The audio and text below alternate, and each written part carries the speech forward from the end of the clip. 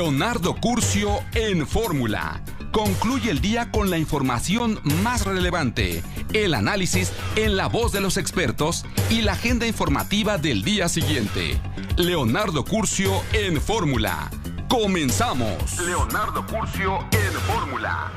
Cariño al auditorio de Telefórmula, que en estos momentos se enlaza con los trabajos de esta emisión. Agradezco que nos sigan a través de la radio y, por supuesto, las plataformas de internet. El huracán Ágata, bueno, pues ha dejado 11 muertos y 33 desaparecidos. Sigue la búsqueda de alguno de ellos. El secretario de Defensa y el presidente inspeccionaron la zona en sobrevuelo. Se han instalado, reportan, 240 albergues en zonas afectadas. En más información, Biden desea de manera muy personal que AMLO participe en la Cumbre de las Américas. Se la están poniendo cada vez más difícil al presidente que diga no, o sea, ya le tendré que decir no a Biden. Bueno, en este caso a Juan González, quien dice tiene una enorme gana de ver a su amigo el presidente de México allá en la Cumbre de las Américas. Las remesas alcanzan otro récord, 4,000 millones de dólares en un mes, anuncia el Banco de México. Además, redujo su expectativa de crecimiento económico, estimaba 2.4 y ahora lo bajó a 2.2. Los analistas encuestados también por el Banco de México, digamos, en este caso aumentan su perspectiva de inflación, la suben a 6.18. La Suprema Corte de Justicia le da la razón al INE y le dice a la Cámara de Diputados que tiene que justificar el recorte que aplicó, de lo contrario tiene que otorgar el financiamiento que el órgano autónomo en este caso pidió. Y también la Suprema Corte desvincula en este caso al gobernador de Tamaulipas del proceso que le seguía la Procuraduría, la Fiscalía General de la República, de tal manera que la Corte en este caso determina que tanto el juez como la Fiscalía deben abstenerse de violar la inmunidad procesal del titular del Ejecutivo en Tamaulipas. Esto es lo que dispone la Suprema Corte. La invalidez surtirá sus efectos a partir de la notificación de los puntos resolutivos. Así es que pues se detiene efectivamente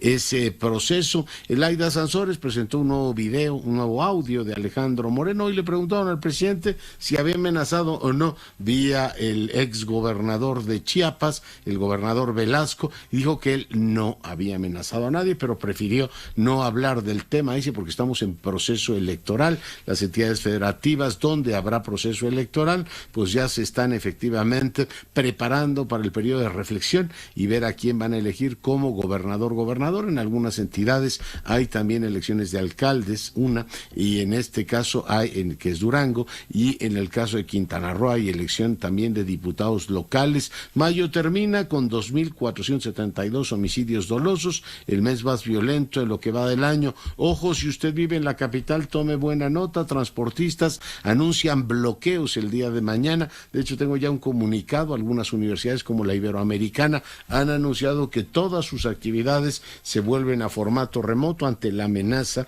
de bloqueos en las vías de comunicación. Ojalá mucha gente tome nota de esto y se eviten problemas de andar efectivamente por la calle. En más información, México preside el Comité contra la Proliferación de Armas de Destrucción Masiva en el Consejo de Seguridad. Recuerda que hace tiempo, cuando platicamos con nuestro embajador, me dijo parte de las funciones que teníamos era presidir efectivamente esta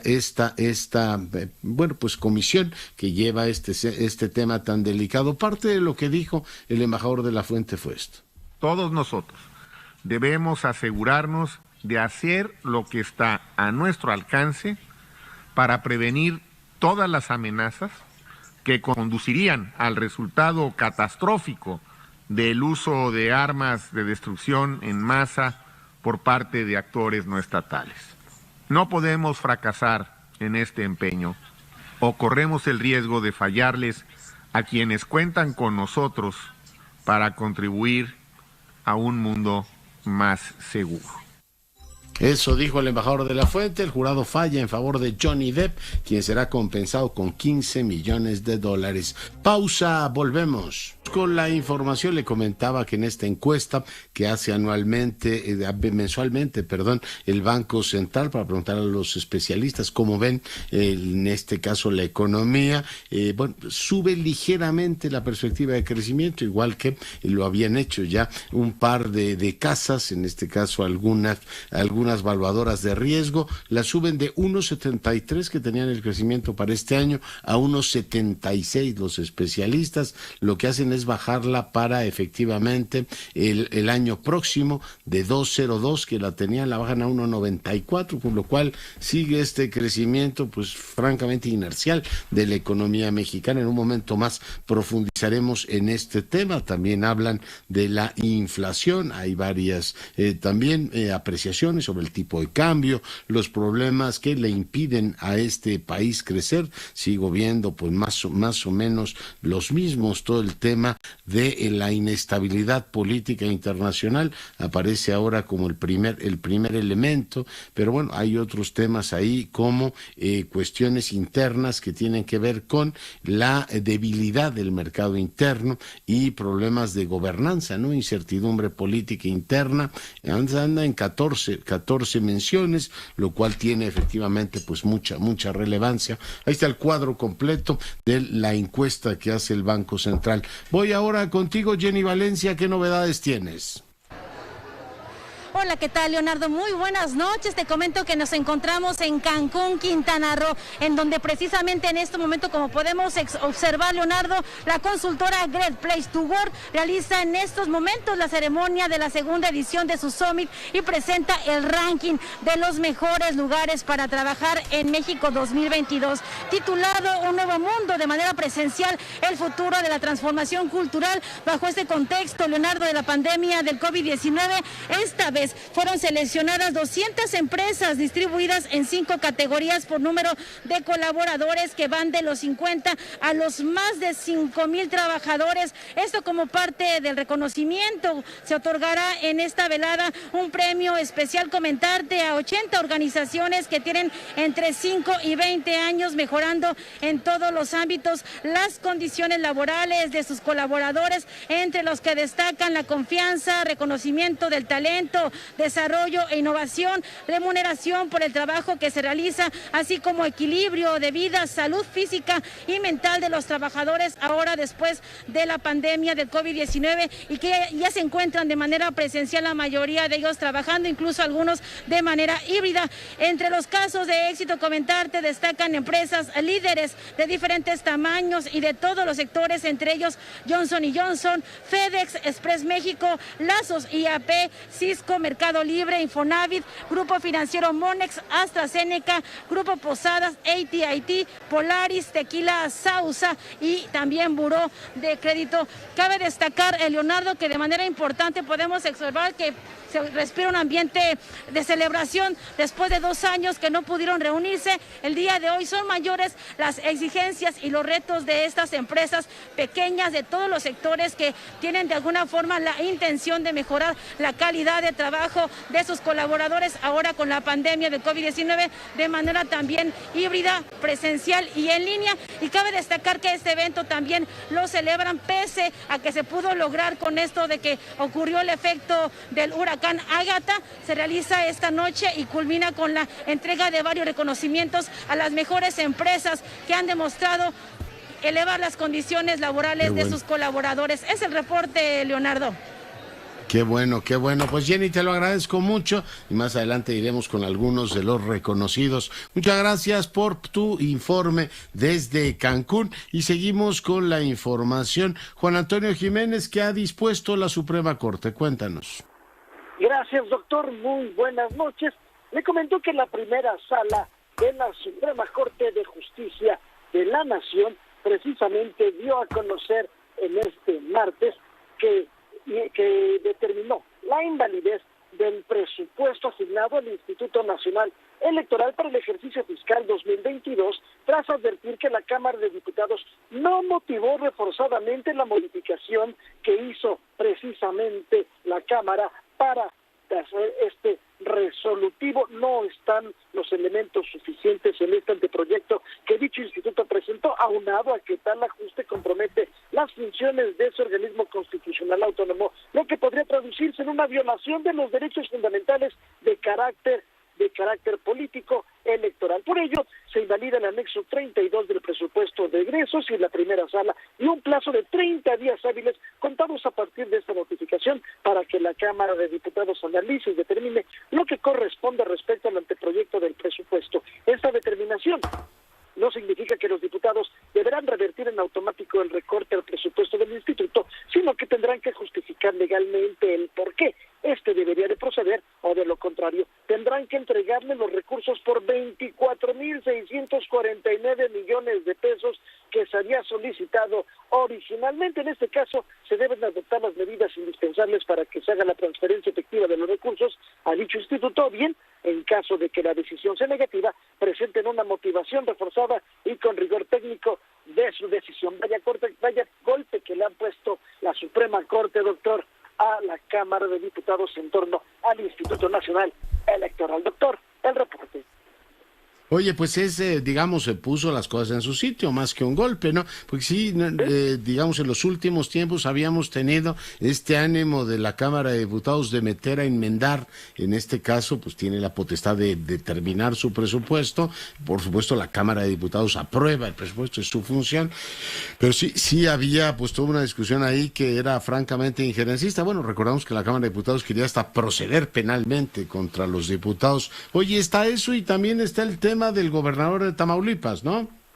Sí, en este caso, déjeme comentarle que a fin de cuentas, bueno, pues lo que se dijo en el alto tribunal es de que precisamente se aplazó esta discusión en torno a las dos controversias constitucionales que estaban programadas para este martes en contra del actual gobernador de Tamaulipas, Francisco Javier García Cabeza de Vaca, y es que aquí es importante señalar que a él se le está acusando por los delitos de delincuencia organizada y operaciones con recursos de procedencia ilícita. Los ministros determinaron que no iban a emitir una resolución de este caso, debido a que este domingo se llevarán a cabo elecciones en dicho estado y sería indebido que su declaración tuviera incidencia en el proceso.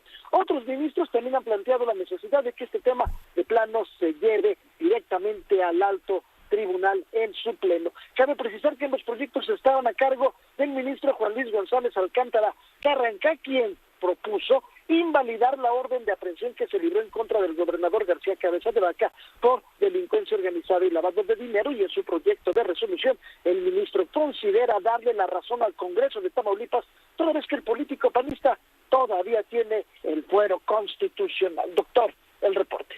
Entonces, determinan que el juez y la fiscalía deben efectivamente abstenerse de violar el fuero, ¿no? Es como le llaman inmunidad procesal del titular del Poder Ejecutivo, en este caso en Tamaulipas, que lo seguirá siendo, lo seguirá siendo hasta que termine su mandato. Esto es lo que dispone la Corte. Bueno, pues te agradezco mucho el reporte, cuídate. Gracias, doctor, aunque todavía no hay fecha para cuándo se vuelva a retomar este caso. Buenas noches. Nos mantienes informados. Y yo saludo ahora al ministro en retiro y miembro del Colegio Nacional, el doctor José Ramón Cosío. Mi querido doctor, ¿cómo estás? Bien, querido Leonardo, ¿cómo estás? Muy buenas noches para ti, para la audiencia. ¿Qué tema de reflexión nos sugieres esta semana? Mira, hablando de la Suprema Corte, el miércoles de la semana pasada, la primera sala justamente dictó también proyecto el ministro González Alcántara, que ahora lo citaban, dictó una resolución bien interesante, una resolución que ha generado reacciones, la mayoría positivas, pero algunas de ellas pues importantes en contra. ¿Por qué razón? Porque de hace varios años se modificó el Código Civil de aquí en la Ciudad de México para establecer una compensación en casos de divorcio. El caso típico, déjame decirlo, es el hombre que sale a trabajar, está proveyendo, genera riqueza, compra bienes y no los pone a nombre de la señora porque están casados en sociedad conyugal. La señora trabaja en casa, hace un trabajo muy importante para el sostenimiento de la familia, se divorcian, el señor se queda pues con lo que él ganó, generalmente podría ser el caso inverso, pero estoy hablando de la generalidad, y la señora sí queda sin nada. Entonces se estableció en el Código de la Ciudad de México que eso se daría una compensación a la señora pues por todo el trabajo realizado, por el apoyo, por todo lo que contribuyó al acrecentamiento de los bienes. Pero la sala, por mayoría de 4 votos, el miércoles de la semana pasada, hizo analógico este criterio a las situaciones de muerte. Entonces, si una pareja se casa por separación de bienes, el hombre trabaja lo mismo que dije, la mujer pues básicamente está dedicada al apoyo, a las labores del hogar, como sucede con muchas familias todavía. En el momento en que muere y no le deja ninguna parte de la herencia a esa mujer, pues entonces la Corte hizo una extensión del criterio para que también se le genere una compensación económica. Entonces es un asunto central, me parece, para la forma de construcción de las relaciones familiares en nuestro país, y me parece que es una resolución que, bueno, las personas, los notarios, los abogados, los jueces deben tener muy en cuenta, pues porque sí introduce una modificación al modelo, voy a decirlo así, vigente, no es que esté bien, pero es el modelo vigente de mayoritario en nuestra sociedad, querido Leonardo. Yeah. Oye, es muy interesante el tema y disculparás que te haga una pregunta que roza pues literalmente el desconocimiento completo, pero yo juraba que la sociedad conyugal, o sea, el matrimonio, permitía o garantizaba en todo momento que los bienes que se adquirían independientemente del régimen que uno tenga de separación de bienes o no, pero los que se generan después de que se pactó la sociedad conyugal tenían que ser repartidos entre los dos, José Ramón. Es que existen ahí varias posibilidades. Una figura que está muy poco explorada en nuestro derecho son las capitulaciones matrimoniales, pero tú puedes elegir, ahí puedes establecer como estos contratos prenupciales que son conocidos, que existen en Estados Unidos, en otros países, pero en la sociedad conyugal, en el modelo, digamos, de separación de bienes, pues cada quien va aportando sus propios bienes y se va quedando con sus propios bienes, y esto es lo que precisamente está tratando de compensar esta resolución de la primera sala de la Suprema Corte, Leonardo. Oye, y otra pregunta sobre el tema sucesorio, a lo mejor te meto en aprietos. En México existe esto que llaman la legítima en algunos países, es decir, tú por obligación tienes que dar parte de tu, efectivamente, patrimonio a quien fue tu esposa o quien fue tu marido. No necesariamente. Esto es parte de lo que se está estableciendo. Podrías generar una condición de alimentos para efectos de proveer en esto, pero no existe esta obligación así tal cual, y eso es precisamente lo que esta sentencia en la primera sala va a modificar, un sistema de compensación por la desafortunada todavía diferencia de roles que se da en un hombre proveedor, una mujer que está en su casa, etcétera, etcétera. Entonces, sí, este es uno de los correctivos que se está estableciendo en estas condiciones, pero así como una obligación jurídica permanente no existe. Yo no sé si la legítima tiene orígenes desde Constantino, pero es una forma de amparar, ¿no?, a viudas, en este caso, dada la descompensación patriarcal que ha tenido la sociedad. A lo mejor en 200 años cambia la discusión y acabamos heredando nosotros, ministro. Pues así estaría bien, ya entraríamos en una compensación, pero esta decisión de la sala sí cambia mucho de las formas de relación de este modelo tan cuestionado, ¿no?, donde los hombres hemos tenido una situación históricamente predominante. Aquí se está reconociendo, insisto, no solo en el momento del divorcio, sino también en el momento de la viudez, en el momento de llevar a cabo esta sucesión.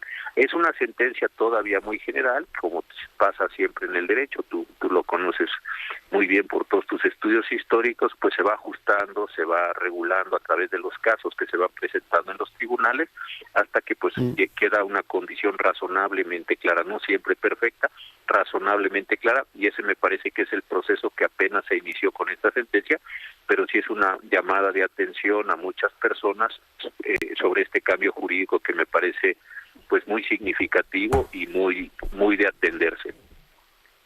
Gracias por hacérnoslo notar. Finalmente te pregunto, ¿qué opinión te merece la decisión que en este caso ha tomado la Suprema Corte? Toda esta discusión de si se debe meter o hasta dónde la Cámara de Diputados en el asunto de la presupuestación del Instituto Nacional Electoral, que no había ocurrido hasta esta legislatura, José Ramón.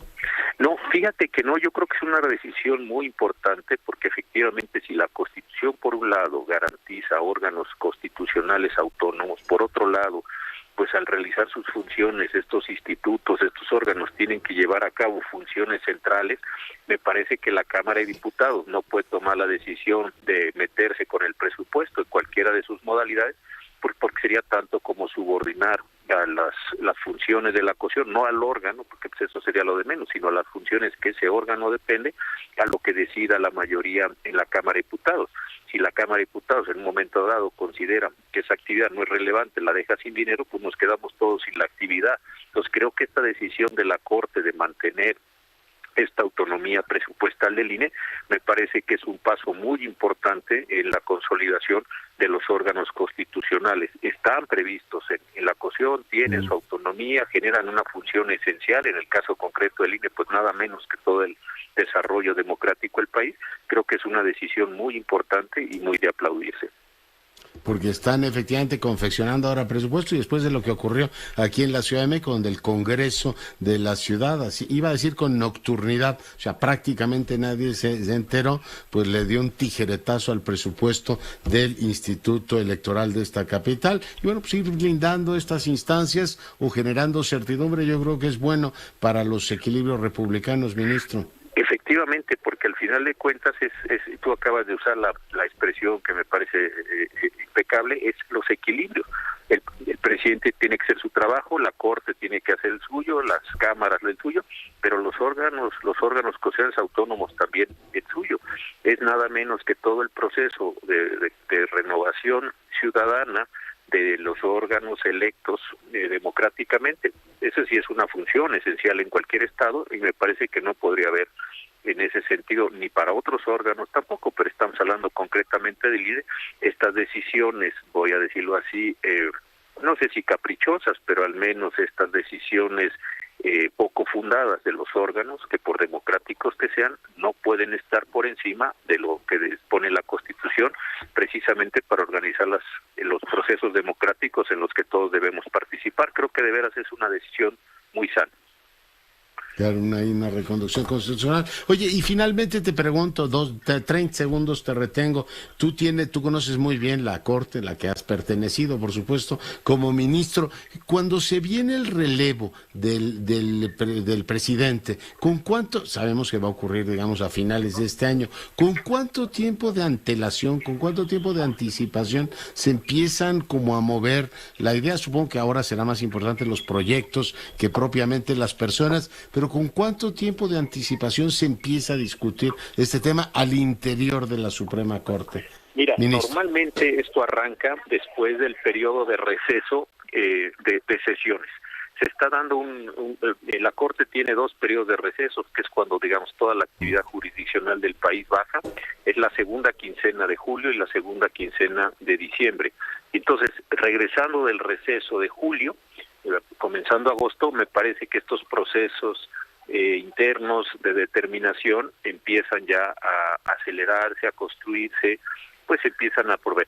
Y adicionalmente el reglamento interior dice que para que las personas puedan participar en estos procesos tienen que presentar un proyecto de gobierno, déjame decirlo así, una propuesta de cómo sería su presidencia antes de en el mes de noviembre. Entonces esos son, digamos, los 2 momentos. Primero es un momento más particular, más de relaciones, más de pues cabildeo, déjame decirlo así, y espero que sea interno nada más, pero después viene el proyecto donde se ponen a consideración de todos para que también haya algunos elementos objetivos para tomar una decisión tan importante en este caso.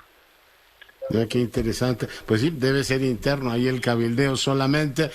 Doctor, te agradezco mucho, así debe ser. Te mando un abrazo y te agradezco mucho el comentario. Gracias, querido Leonardo, un abrazote, cuídese mucho. Y saludos, José Ramón Cosío, ministro en retiro y miembro del Colegio Nacional, hoy para fortuna nuestra, comentando estos 3 temas con usted. Bueno, pues estamos pendientes pues del relevo que vendrá en fin, ya escuchó usted los plazos, los proyectos, hacia dónde se mueve efectivamente el Poder Judicial. Recuerde que tiene la doble condición de ser el presidente del Consejo y presidente de la Suprema Corte, ¿no? Esta dualidad le da un carácter pues muy relevante a esa función. Héctor Herrera, te saludo. ¿Qué tal, Leonardo? ¿Cómo estás? Te saludo también con gusto esta noche. Hoy el Banco de México pues presentó lo que es sus resultados después de este primer trimestre del comportamiento de la economía nacional. Y bueno, lo que hoy nos dice el Banco de México, Leonardo, es que está proyectando un crecimiento del Producto Interno Bruto del país de entre el 1.6 y el 2.8%. Este es para este año, con una estimación central de 2.2%, lo que bueno, pues es menor al 2.4% que se había proyectado con anterioridad.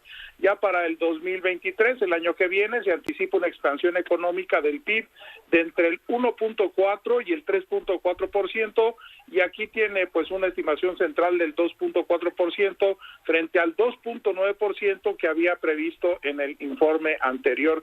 Además, el Banco Central prevé que la inflación general anual pues continúe incrementándose este año, Leonardo. Se podría ubicar, bueno, esta es la proyección que hace el Banco de México, en un 6.4% al cuarto trimestre del año, y la subyacente podría ubicarse en el 5.9%. De hecho, hoy el Instituto Central dice que pues persisten estas, califica como disrupciones en las cadenas globales de suministro, y también, bueno, pues fuertes presiones inflacionarias que han llevado a políticas monetarias más restrictivas, pues no solo en México, sino en todo el mundo. De hecho, el Banco de México menciona que entre los riesgos al alza para la inflación está que persiste pues la inflación subyacente en niveles elevados, pero también, sobre todo, pues las presiones externas. Primero, las que nos ha dejado la pandemia, o nos sigue dejando la pandemia porque pues no se ha ido, y también pues el conflicto que ya tiene más de 39 días allá entre Rusia y Ucrania, sobre todo por el tema de la cadena alimentaria, Leonardo, y también sobre los productos energéticos, especialmente el gas y el petróleo. De hecho, en la parte no subyacente, la inflación de los productos agropecuarios ha mantenido también en niveles elevados, precisamente por estas razones, además de que está anticipando que los choques derivados de este conflicto, es decir, entre Rusia y Ucrania, como los mayores precios que se están ya registrando en los fertilizantes y de manera específica en los granos que se utilizan como insumo, pues de hecho se encontraban ya elevados, Leonardo. Sin embargo, por los efectos de la pandemia y ahora de la guerra, pues está impactando también a la alza.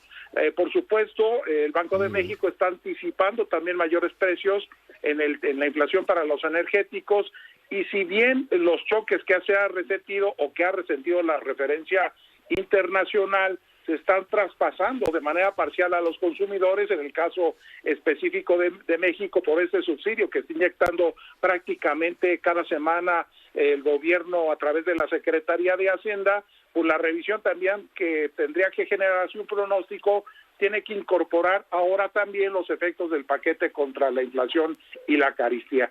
Sin embargo, bueno, pues finalmente te cuento que la inflación posteriormente se espera que descienda en lo que resta del 2022 hasta alcanzar ese 6.4% que te platico, y ya a lo largo del 2023 podría también reducirse ante esta estimación que se tiene pues prácticamente desde el inicio de este gobierno, que es del 3%. Pero bueno, pues veremos, mi querido Leonardo. Me parece muy bien, Héctor, muchas gracias. Un abrazo. Bueno, y siguen efectivamente pues las encuestas fluyendo en los últimos momentos en los que se puede leer. Interesante ver lo de Hidalgo, cómo pues Julio Menchaca tiene una ventaja que se amplía, está en 63-30, una auténtica paliza la que se están dando a Carolina Villano, y según las encuestas, todo esto puede cambiar, pero cuando le preguntan a la gente qué fue lo más importante para decidir su voto, el 27% dice el desempeño de López Obrador, y le echaba, o sea, pesa mucho el presidente en el ánimo de la gente. Veía la de Aguascalientes y le preguntan, oiga, ¿cómo evalúa el trabajo de Martín Orozco? Reprobado, el 56% en este caso, la aprobación, y el presidente trae 62%, o sea, es más alta la del presidente en Aguascalientes, lo cual me llamó mucho la atención. Y bueno, pues así están las cosas en temas electorales. Vamos contigo, Lupita Thomas, adelante. Gracias, doctor. Pues ya todo está listo para que el próximo domingo se instalen más de 5,000 casillas. El órgano electoral, el Instituto Estatal Electoral en Oaxaca, dijo que hasta el momento no hay focos rojos. Y hoy por la mañana el gobernador Alejandro Murat mencionaba que aún con los siniestros que hubo en las zonas siniestradas... Tienen focos rojos, te iba a decir, tienen un huracán encima y 30 y tantos desaparecidos, ¿no? No van a, bueno, es una cifra que ya se modificó, pero no se van a hacer ningún... ¿Cuál es la última cifra, por cierto? La última cifra es que son 9 personas fallecidas y 4 desaparecidos.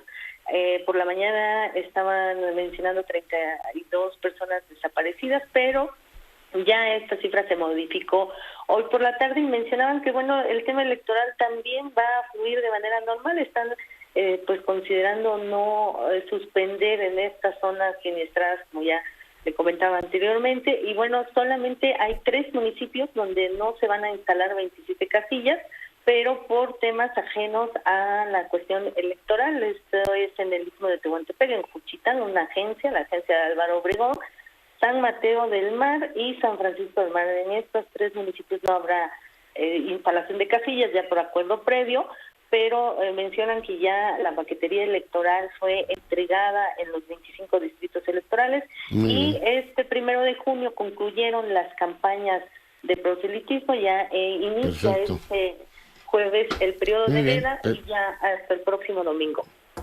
A reflexionar, se ha dicho. Gracias. Pausa, volvemos. Seguimos con la información, 2 temas importantes. Fíjese que Dinamarca tenía una cláusula de exclusión voluntaria que le permitía ser miembro de la Unión Europea, pero no estar en la política europea de defensa. Esto había durado 30 años. Ahora se ha hecho un referéndum y 2/3 de los ciudadanos, todo esto es una reacción a la invasión rusa, 2/3 de los ciudadanos de aquel país votan sí en un referéndum celebrado después de que Finlandia y Suecia, como usted recordará, anunciaron que entraban a la OTAN. Bueno, pusieron su candidatura, una candidatura que sigue vetando de alguna manera Turquía, pero bueno, supongo que lo irán resolviendo. Es un acuerdo ahí entre socios atlánticos, pero es otro dato importante de un país como Dinamarca. Y antes de regresar a Cancún, donde voy a ir en un momento más con uno de los premiados en este evento, en este cumbre de Great Place to Work, quiero decirle que hoy leí con enorme interés y sorpresa un reportaje que publicó Reforma, hoy es de Mexicanos contra la Corrupción y la Impunidad, de cómo el señor Sheffield, que es el Procurador Federal del Consumidor, ha hecho negocios, usa a sus subordinados para hacer negocios, y bueno, pues es un reportaje muy amplio sobre este tema. Usted lo ve todos los lunes, además con gracia, y hablando de los precios de las gasolinas y todo lo demás. Pues resulta que en el último año este personaje, en este caso el procurador, creó una constructora y una operadora turística, además de que transformó un despacho jurídico en una inmobiliaria. Así es que bueno, pues ahí está el reportaje completo que hoy publica efectivamente Reforma. Vamos a enlazarnos ahora hasta Cancún con Gustavo Rodrigo Galván. Gracias, él es director de Recursos Humanos de CARSA. Director, ¿cómo está? Buenas noches. ¿Qué tal, Leonardo? Muy bien, ¿y tú? Bienvenido. Enhorabuena primero por este reconocimiento. ¿Cómo logran efectivamente certificarse para efectivamente tener este reconocimiento de Great Place to Work? Pues ha sido una tarea ardua. La verdad es que CARSA ha trabajado desde hace años en poder hacerle sentir a nuestros colaboradores lo importante que son. Hemos hecho diferentes acciones que impactan directamente en su bienestar personal, en su bienestar profesional. Y pues es un trabajo de día a día donde en conjunto con los líderes y con toda la organización hemos buscado llegar a este lugar y que hoy nos sentimos muy contentos y muy orgullosos de obtener esta distinción. Ya. ¿Y qué experiencia has tenido participando en esta cumbre, en este summit? Pues la gran experiencia ha sido el poder conocer también gente que está interesada en que los colaboradores de las organizaciones estén bien, que se sientan bien, porque nosotros también desde CARSA estamos convencidos que si la gente está bien, pues definitivamente sus resultados van a ser muy positivos, van a ser más productivos y pues es una manera de poder también a través de ellos, que son lo más importante que tenemos y lo más valioso, el activo más valioso que tenemos en la organización, pues poder lograr los objetivos, ¿no? Que nos lleven a lograr esos objetivos que tenemos planteados. Y pues es un orgullo estar aquí, el poder pues compartir la experiencia con gente que esté en el mismo canal y en sintonía con nosotros, ¿no? Tú tienes, digamos, como responsable del área, de la delicadísima área que tienes bajo tu cargo, ¿algún secreto? Si el tipo de comunicación que tienes con tus colaboradores va más por lo cuantitativo, por lo cualitativo, por una combinación o una especie de relación, una percepción mutua que se va desarrollando entre la empresa y los colaboradores. Yo creo que lo más importante, definitivamente, es que los colaboradores sepan que genuinamente la empresa se interesa por ellos. Creo que esa es una clave, el que sepan que no solo son pues un número de nómina, sino que realmente nos importa su bienestar, que nos importa que se sientan contentos, que se sientan parte de un equipo respetados, partiendo de que todos tenemos la misma dignidad, que todos tenemos que ser tratados pues de la misma forma y que sientan ese cariño y ese afecto de parte de la empresa.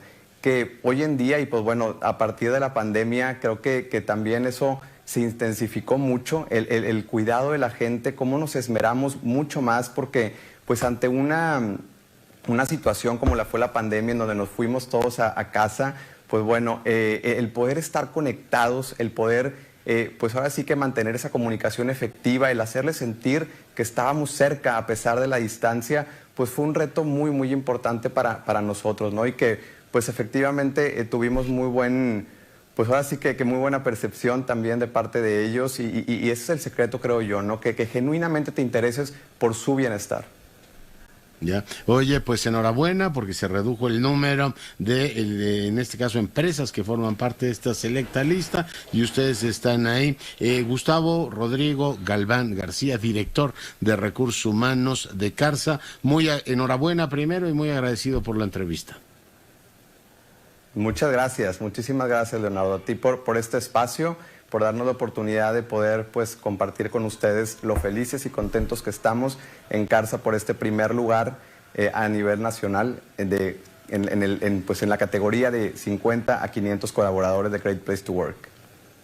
Que pesa mucho. Enhorabuena, pues, muchas gracias. Y bueno, pues seguimos con la información. Hoy el dólar 20,18, el euro 20,99, la mezcla mexicana de exportación $109,63. Hoy es Día de la Marina. Maru Rojas, adelante. Desde hace 80 años se celebra en México el Día de la Marina Nacional para reconocer la labor de todos los que viven para y por la mar. En ese sentido, el almirante secretario de Marina, Rafael Ojeda Durán, pidió reflexionar. ¿A quién no?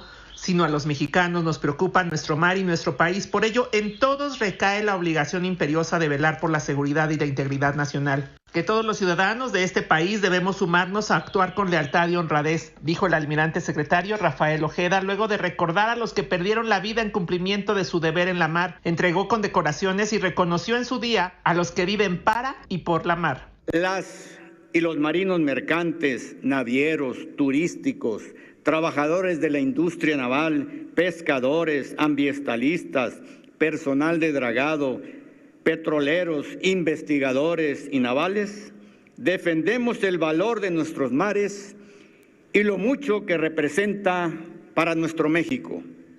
Los recursos de nuestros mares le pertenecen por justicia a las y los mexicanos y que por tanto somos nosotros mismos los que debemos impulsar tan grande potencial. Somos un país marítimo, somos absolutamente una potencia marítima en expansión. El presidente Andrés Manuel López Obrador encabezó este miércoles en la explanada de la sede nacional de la Secretaría de Marina por este Día de la Marina Nacional planeado para celebrarse en Veracruz por los 500 años del puerto de Coatzacoalcos. El mal tiempo por el paso del huracán Ágata lo impidió también la presencia del secretario de la Defensa, que está en Oaxaca, para coordinar las acciones de ayuda del ejército en esta tragedia, en la que reconoció el presidente también participa la Marina, como lo hace en materia de seguridad, de administración de puertos y aduanas. Ahora tendrá más tareas para fortalecer el comercio y la economía de México. Adelantó que renovarán el puerto de Guaymas y construirán una carretera Guaymas, Chihuahua, con salida a Estados Unidos para incrementar el flujo comercial, pero en tareas comerciales para la Marina anunció más. La construcción de las vías del ferrocarril del Istmo, y va a tener también bajo su responsabilidad la administración de 10 parques industriales en el Istmo de Tehuantepec. Con este proyecto que se propone unir al Pacífico con el Atlántico y tener una comunicación más rápida, eficaz de los países de Asia a la costa este de los Estados Unidos. Y tantas cosas más como la seguridad en el aeropuerto, las aduanas de la Ciudad de México, el dragado de ríos, y podría, dijo, seguir hablando de todas las nuevas responsabilidades de los marinos, pero no me gusta la retórica en la política. Las cosas me gusta, sentenció, gritarlas a los cuatro vientos, como el que todos los elementos navales tienen un secretario honesto y leal. En la lente, Aldo Reyes para Grupo Fórmula, María Eugenia Rojas. Muchas gracias, Maru. Y bueno, pues hoy publicó el Universal una foto que creo que tiene, para los que analizamos la política, muchísimo interés. La jefa de gobierno con Delfina Gómez, Higinio y Horacio, ahora que hablaban de las aduanas. Ahí están los aspirantes al Estado de México con la jefa de gobierno, la cita electoral del año próximo, una muy importante para Morena. Y dice el Universal rumbo al 2023 en el Estado de México, y ahí reunidas los y las aspirantes como para analizar la foto. Saludo ahora a Marisela Torres, ella es la vicepresidenta de Recursos Humanos de BASF Mexicana. Vicepresidenta, ¿cómo está? Muy buenas noches. Hola Leonardo, muy buena noche. Muy bien, gracias, muy contenta. Oiga, pues ya me imagino que está contenta. Enhorabuena. ¿Ustedes qué hacen? ¿Crean química para que sus empleados se sientan mejor? Es correcto, creamos química para un futuro sustentable. Somos la compañía de productos químicos número 1 a nivel mundial y en esta ocasión BASF Sitio Puebla gana el primer lugar como el mejor lugar para trabajar en México. Estamos muy, muy contentos y creo que la clave de esto, el gran diferenciador, es que en BASF no es una empresa, somos una familia. Mire, ¿cuántos trabajan en Puebla? 180 colaboradores. ¿Y qué les ha, digamos, significado mejorar o trabajar efectivamente, crear esta mejor química para que el entorno laboral sea más inspirador, más cómodo, más agradable para todos? Un mejor lugar para trabajar. Así es, llevamos prácticamente en este camino 13 años siendo Great Place to Work. Hemos tenido posiciones, esta es la segunda vez que tenemos el primer lugar, en algún momento estuvimos en 99, pero esto nos dice que es un trabajo constante. Este resultado no es de un año, es de trabajo de muchos años y cada uno de los colaboradores, de los integrantes de esta familia, tienen un papel importante para este logro. Ya. Oiga, supongo que parte de esta filosofía la comparten no solo en México, es digamos una filosofía global, pero tendrá sus particularidades el caso mexicano. Marisela. Así es, realmente tenemos políticas a nivel global muy enfocadas a temas de diversidad e inclusión, desarrollo de nuestros colaboradores, ahora el tema de salud mental, wellness. Sin embargo, pues no todo es igual para todos. Tenemos algunas iniciativas locales que van muy enfocadas a la necesidad que tenemos con la planta. Generamos muchos espacios para que nos puedan dar retroalimentación, para saber qué es lo que necesitan y dónde tenemos que poner esfuerzos para poder tener políticas que vayan enfocadas a esto. Muy bien, pues vicepresidenta, enhorabuena, la felicito y le agradezco muchísimo que haya estado esta noche con nosotros. Al contrario, un gusto y muchas gracias por el tiempo. Saludos hasta Cancún, Marisela Torres, vicepresidenta de Recursos Humanos de esta importantísima compañía que hace química para que en este caso todo el mundo esté más contento trabajando en ese espacio. Bueno, pues ahí está efectivamente la información. Vamos ahora a Tamaulipas, ya hablábamos del caso del gobernador y bueno, pues estamos ante quizá una de las campañas políticas más polémicas de este año. Ha habido acusaciones de todo tipo, injerencia gubernamental, acusaciones de que si quitaron a determinados alcaldes por la intervención de la Fiscalía Estatal, que si el gobierno federal hace o deshace, en fin, no es una situación menor, es un paquete considerable el que tienen los y las tamaulipecas. Daisy Herrera, ¿cómo está el ambiente? Cuéntanos, buenas noches. Gracias, Leonardo. Muy buenas noches. Te comento que en este momento justo se están llevando a cabo 2 cierres masivos de campaña. Se trata de los candidatos punteros a la gubernatura de Tamaulipas. Por un lado está Américo Villarreal, el candidato de Juntos Hacemos Historia, quien hoy cierra campaña aquí en la capital tamaulipeca. Es un cierre regional en el centro del estado. Y el candidato César Truco Verástegui de la Alianza Va por Tamaulipas, él está cerrando su campaña en la zona sur, específicamente en Tampico, en ese punto en donde justamente él arrancó su campaña rumbo al gobierno de Tamaulipas. Ahí se concentran activistas y militantes de Tampico, Madero y Altamira. Estos son los 2 punteros aquí en Tamaulipas y obviamente los 2 más polémicos. El tercer contendiente que hay aquí es el candidato de Movimiento Ciudadano, Arturo Díez Gutiérrez, quien pues no hizo ningún cierre masivo de campaña, solamente se limitó el día de hoy a convocar a una rueda de prensa en la capital tamaulipeca a las 9 de la mañana, en donde pues estuvo charlando con los medios de comunicación. Arturo invariablemente aparece en pues el último lugar de preferencias electorales en todas las encuestas y como bien lo comentas, ha sido pues, me atrevo a decirlo, uno de los procesos electorales pues más caóticos porque de veras que ha arreciado pues lo que ellos quienes están acusados llaman guerra sucia, pero también pues para el electorado han sido muchos los ingredientes que se le han presentado en esta época de campaña para que pueda elegir su voto y el día de que va a ir pues a votar en las urnas. Caso como lo que comentabas, el alcalde prófugo de la ciudad de Reynosa, emanado de las filas de Morena, Carlos Peña Ortiz. El de la capital también dejó el cargo, ¿va? Está ausente, él está pues alegando que tiene positivo el COVID y por eso no se ha presentado públicamente en ningún evento. Hoy tenía el tercer citatorio de un juez de control para que explique algunas operaciones que presume la Fiscalía Especializada en Combate a la Corrupción son con recursos de procedencia ilícita. Platicaba con el fiscal anticorrupción hace un par de horas y decía que justamente por no haber acudido a que era el tercer citatorio, se le podría también girar una orden de aprehensión que hasta este momento no tiene. El único que sí está prófugo es el alcalde de Reynosa, pero recordemos que también la sobrina del presidente, Andrés Manuel López Obrador, la diputada local Úrsula Salazar Mójica, está en un proceso de desafuero. A ella se le está acusando de cohecho. Entonces, este tipo de situaciones sí no se habían visto en un proceso electoral de este tipo. Ellos, por supuesto, que están acusando que es una persecución política. El fiscal anticorrupción pues se defiende y señala que no es así, que no hay un uso faccioso de las instituciones como lo han señalado y que solamente se está persiguiendo pues a quienes son corruptos, en este caso a quien cometió cohecho, la diputada, y a quien cometió pues operaciones con recursos de procedencia ilícita, el alcalde de la ciudad de Reynosa. Todos estos son los ingredientes. Oye, Daisy, el caso Sergio Carmona que acabaron matando allá en Nuevo León, ¿ha pesado mucho en las campañas?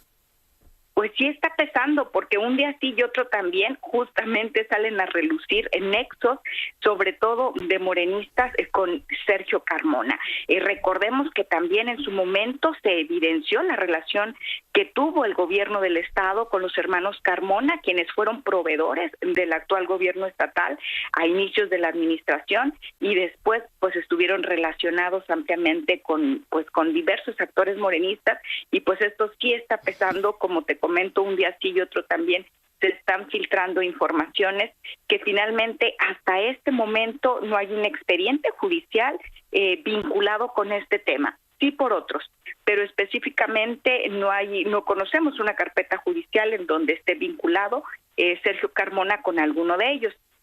Sí se cree, por eso es que se está investigando al alcalde de Ciudad Victoria, porque tendría alguna relación el vehículo en el que él se mueve con los hermanos Carmona. Ese es justamente uno de los puntos que está investigando la Fiscalía, pero que hasta este momento pues no hay nada más. Lamentablemente nos suena la campana, y le sonó la campana a ustedes también, que tendrán que ir a votar el domingo. Muchas gracias Daisy Herrera, por tu crónica. Así están las cosas. Yo leía hoy el artículo de Raimundo Rivapalacio sobre este caso Carmona, muy, muy interesante, y bueno, pues es como de película. Cuídese y sea rabiosamente feliz, se lo merece.